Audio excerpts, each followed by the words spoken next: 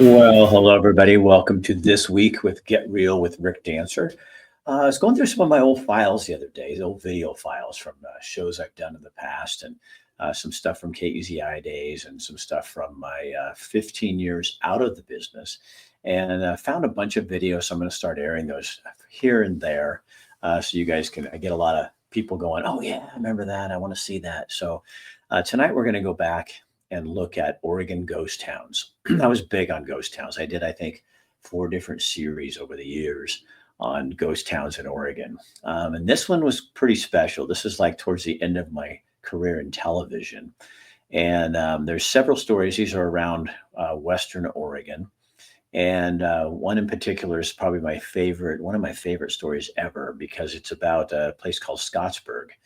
And when we went there, we were killing some time and went up to get some shots at the cemetery and ran into a man who was there to bury his wife. And those are the kind of moments that just make the job that I had so amazing, because it just happened to happen. And we took the whole story and built it around that gentleman and his wife, who he was burying, who was originally from Scottsburg. So we're going to show that tonight.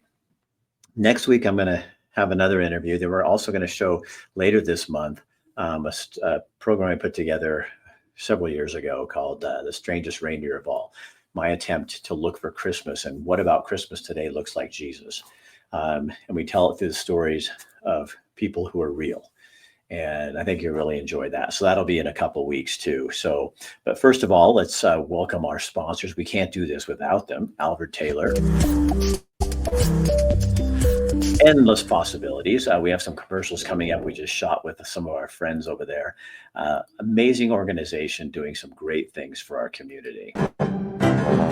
And Matt McCarl with New Leaf Hyperbarics and Wellness Center. If you haven't tried it, he has a Christmas special coming up. You can find it on any of our pages, anywhere we are. It'll tell you more about it, but you got to get in there and get her done quickly. Also, Dr. Michael Fallon. Michael is running a special right now, and you can get this Oral-B. It's the 9 series, so it's the expensive one, but they're selling it for $238, and that is a heck of a deal. So he is selling now this coconut dental floss. I don't know if you can see that. Can you see that? Yeah, there you go. This is like the rage online, and it's online. I think it's $12, 10 or $12. Dr. Bratlin, if you go into his office, they're selling it for $8. And I've used it. This stuff just cleans your teeth.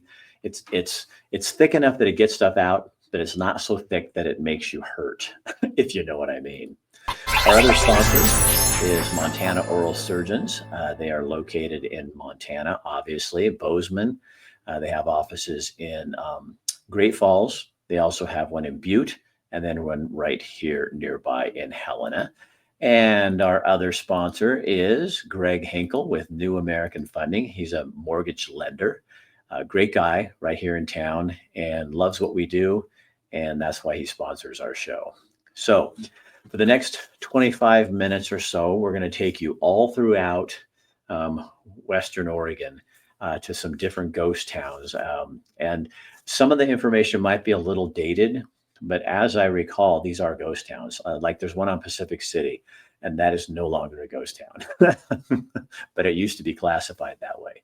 So take this, share it with your friends, maybe hold it over for the holidays and when people are there. I think everybody loves ghost towns and the mystery that surrounds them. So here is Lost and Found Oregon Ghost Towns.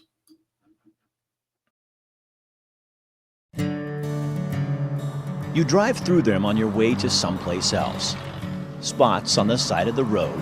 There might be a sign or a building, perhaps something to raise your curiosity for just a brief moment. But not enough to cause you to over and ask a few questions. In some cases, it's nothing more than an old dumpy building. But what would happen if on one of those journeys you did turn on your signal, pull over, and knock on a few doors. What would happen if you stopped by the cemetery, read the names, and asked one or two questions of the first person who came by? That's what we're going to do tonight. So sit back and enjoy the trip.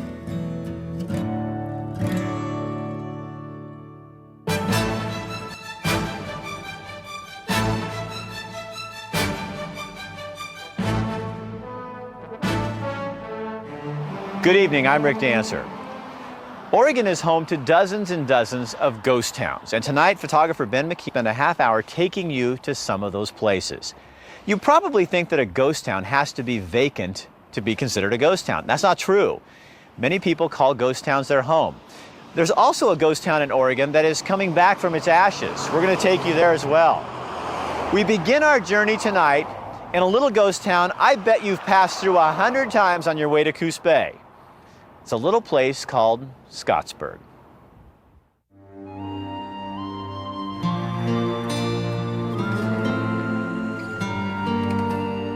They came from Ireland, France, and places in between. The early settlers of Scottsburg, Oregon. Silent now. Their history left behind on tombstones, in old pictures, and in stories revisited by those who still live here. She liked it here, peaceful. So, was raised in Scottsburg. there's a lot of them there that I'd have to look. A lot of the old timers were there. We had some characters that I guess every town does. At one time, Scottsburg was a place where miners gathered supplies to head south to look for gold near Roseburg and beyond. They run mule trains and pack trains from here to Roseburg. This was back in the 1800s, of course. It was a shipping port. It used to be the head of navigation, and sailing ships would come up there, and that's as far as up the river as they could get. On this day, when we ran into Pat, his visit was not about Scottsburg or its history. It was home, and it's, like I say, my mother and father, I got brothers, sisters, all buried here. As he carried the remains of his wife with him, this day was about his history, a period that had ended for him. You want to get the history on Scottsburg, talk to Henry Freer. He lives right there in town. He's the unofficial mayor. We'll come back to a little later. We found the mayor in what's left of Scottsburg, just down the road a bit. The way Henry Freer tells it, his great-grandfather's brother walked to Scottsburg from San Francisco over 100 years ago. How long has your family been here? Oh, it's 1851. So you are Scottsburg. Yeah, kind of. Scottsburg was named after a businessman named Levi Scott. Scott owned the mercantile. There used to be an upper, middle, and lower Scottsburg. The town was a center of commerce from the coast for those going south into California. This was the last stop for ship traffic.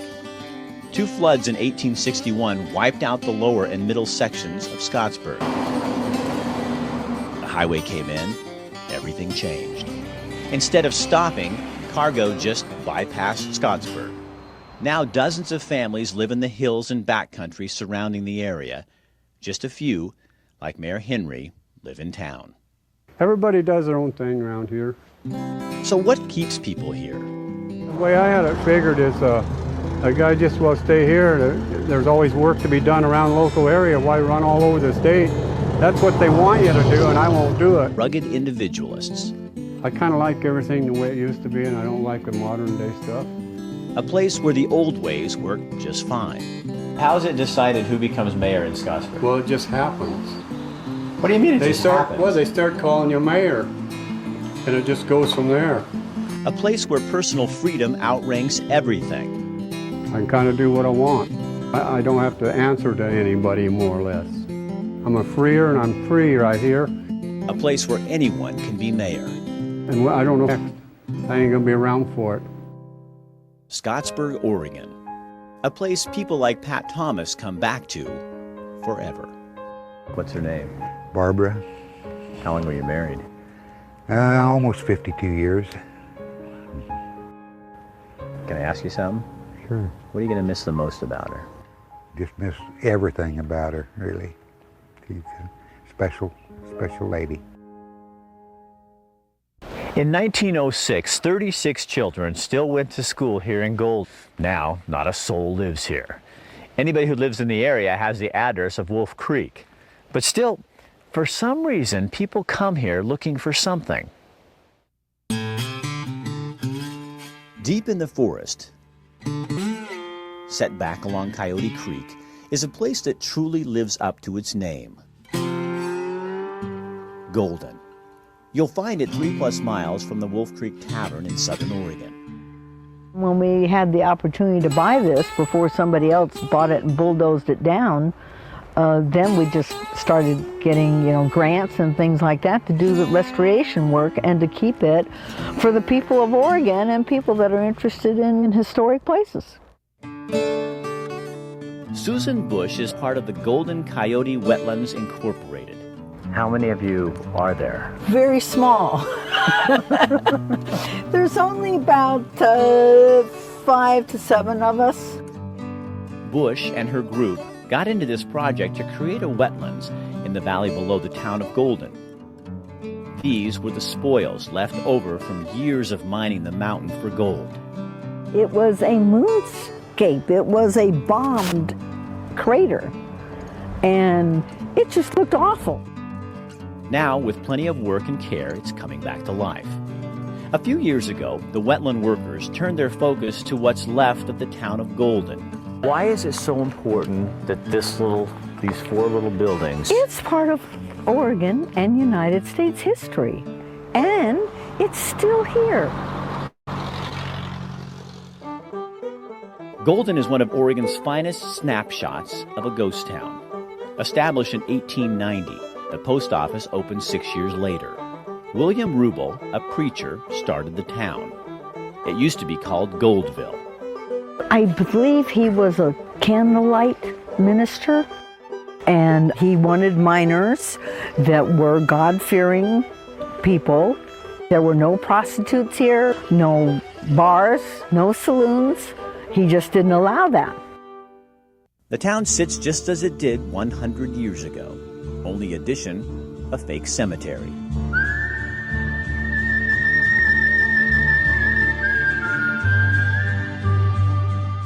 It was put there by Gunsmoke in the 70s for an episode.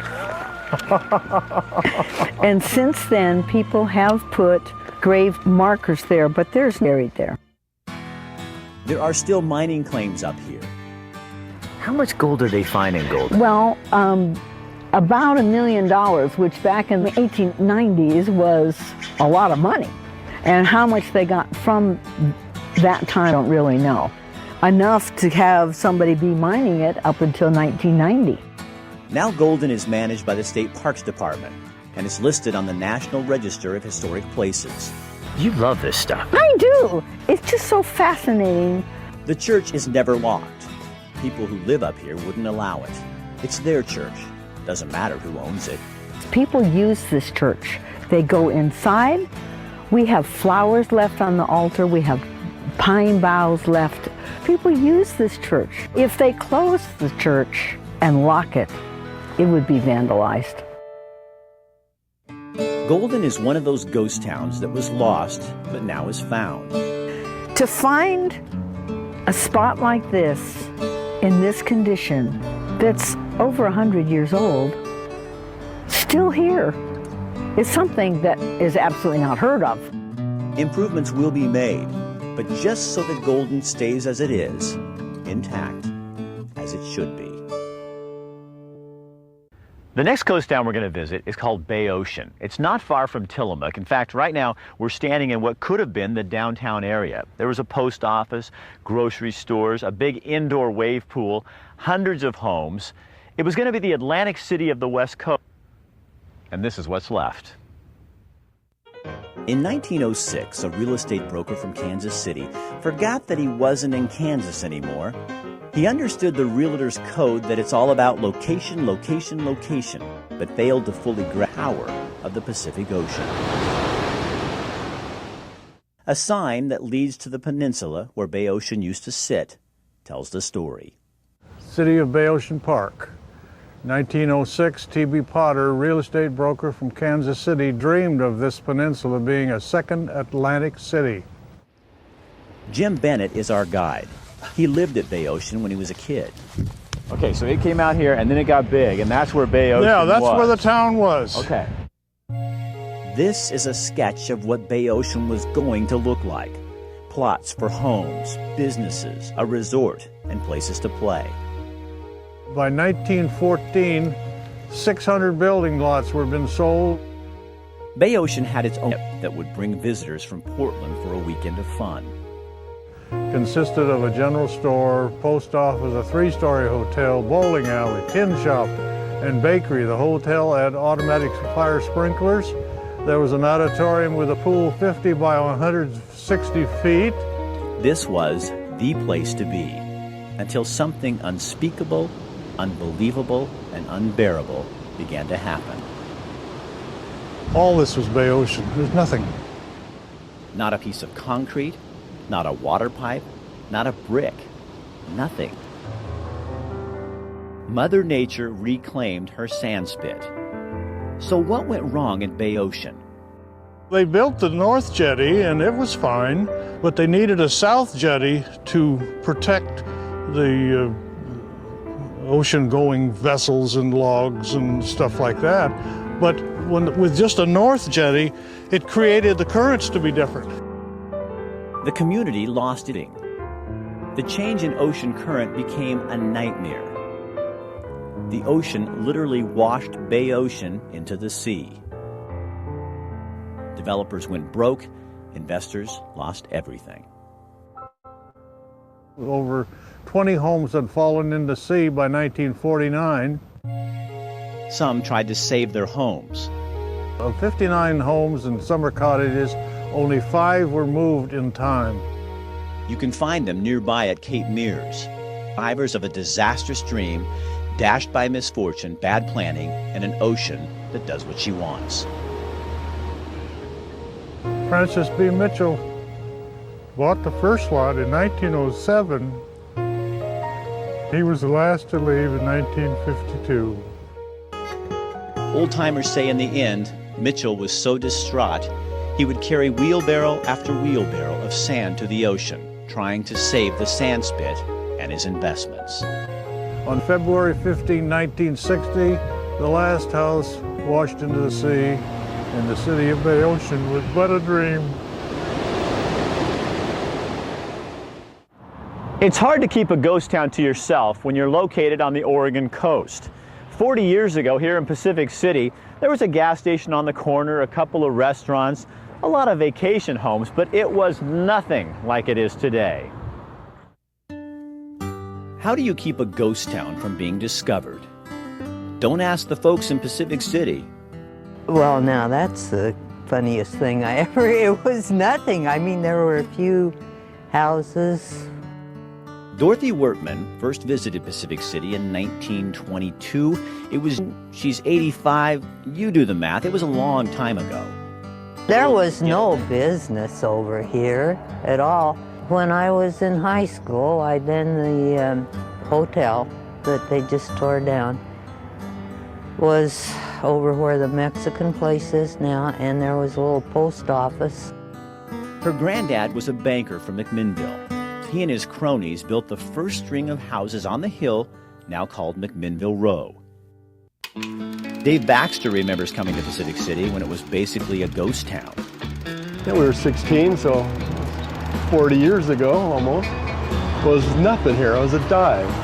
I thought I'd never come back here again. For years, Pacific City just lumbered along.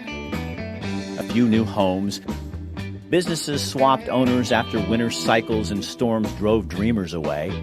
10 years ago, a developer moved in, bought up a bunch of property, and started developing the town.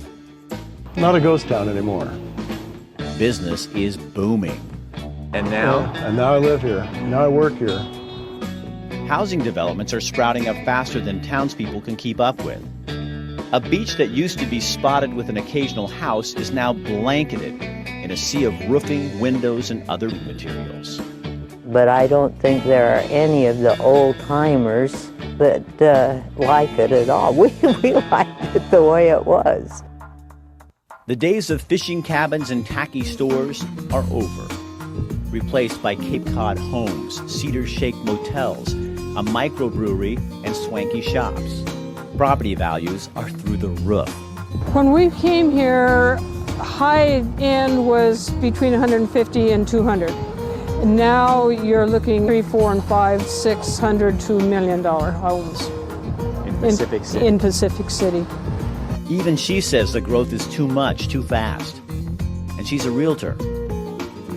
Soon there will be even more development. Hate it.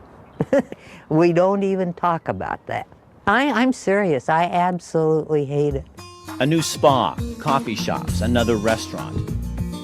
It's not the sleepy little fishing village it used to be when Dorothy was a kid.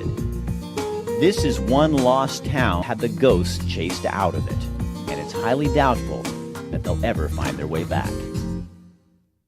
Now this was a tough ghost town to find. Idiotville, Oregon. Yes, there was an Idiotville, Oregon. But nobody knows for sure where it was. We had to go back and listen to old urban legends and a lot of gossip.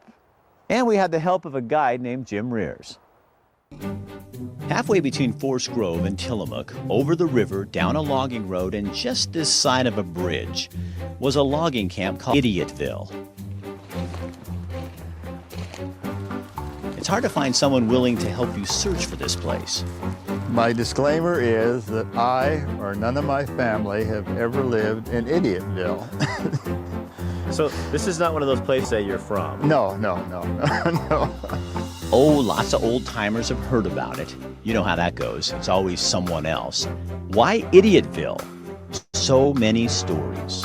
They had this camp, and during the '46 fire, decided that they would not evacuate. And so from then on, they said they referred to it as Idiotville because they're going to stay here and burn up. Or there's this tale.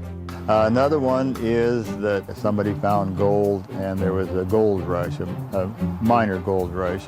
And of course, they found out there was no gold here, and so anybody that responded to that was called an idiot, and their camp was Idiotville. You can see what might have been a road or something like that. Idiotville was way out in the middle of nothing. Oh, there is a creek, named after the town. You guessed it, Idiot Creek. It was so far away from any place, and only an idiot would want to live and work there. So you pick your money and you take your choice, I guess. There really was an Idiotville. Even a former governor recognized it. There are a number of urban legends, if you can have urban legends out in the middle of a forest. And one of them is that they were going to make a forest camp out here for trustees to do work on the forest. And when the governor said or heard that it was going to be at Idiotville, he decided we are not making a correction facility at Idiotville. Now, other people think that would be very appropriate. It's fair to say no one will ever develop Idiotville. Not gonna happen.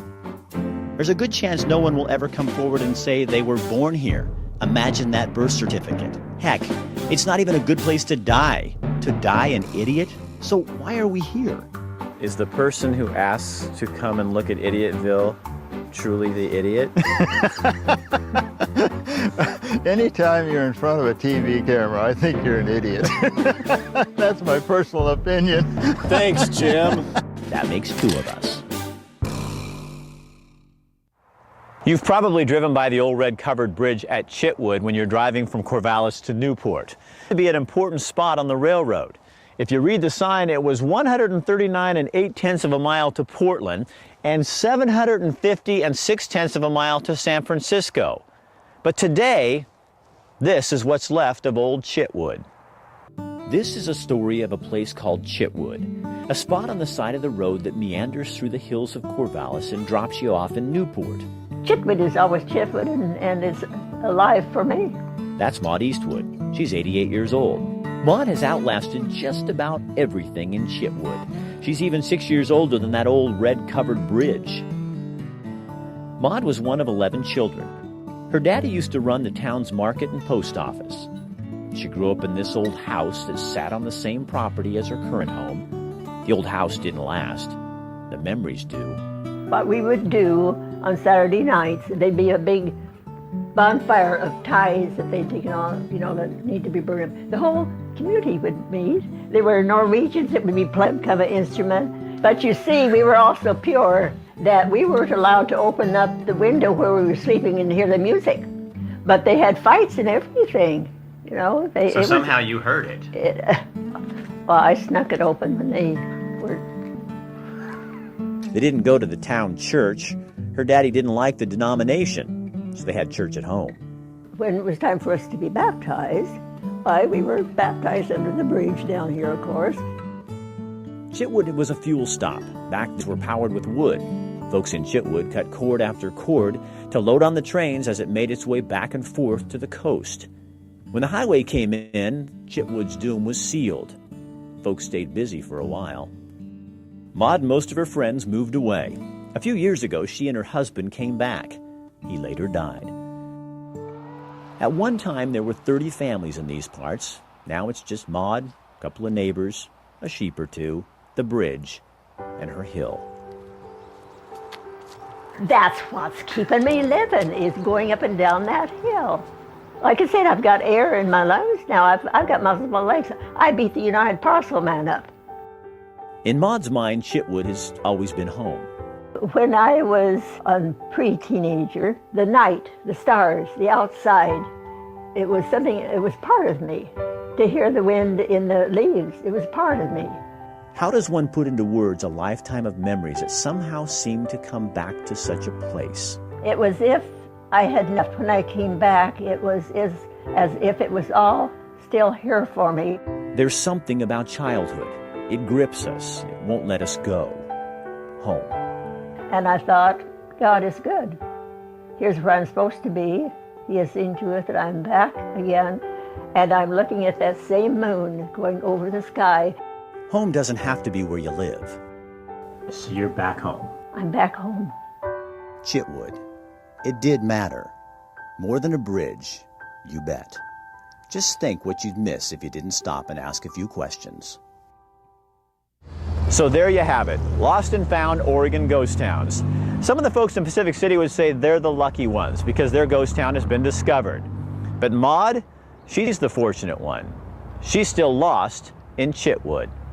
If you'd like to find out more about Oregon ghost towns, just do what we did. Go to Google and type in Oregon ghost towns. Good night.